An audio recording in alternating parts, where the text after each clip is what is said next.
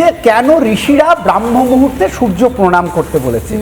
একটা জার্নাল হুয়ের, যেটা সবাই মান্যতা দেন ওয়ার্ল্ড হেলথ অর্গানাইজেশনে। একটা জার্নাল হচ্ছে ইউএসএ এর অক্সফোর্ড ইউনিভার্সিটির একটা সেকশন আছে পাবলিক হেলথ সার্ভিস, তাদের একটা জার্নাল, আর একটা হচ্ছে আমাদের Indian national library of medicine. এই তিনটে জায়গাতে এফেক্ট অফ সানলাইটের বিস্তারিত বর্ণনা আছে। সেখানে বলা হয়েছে যে মূলত ভোরবেলায় উঠে আমরা যদি কিছুক্ষণ সূর্যের আলোতে থাকি তাহলে আমাদের দু ধরনের উপকার হতে পারে। একটা হচ্ছে ফিজিক্যাল, একটা হচ্ছে মেন্টাল।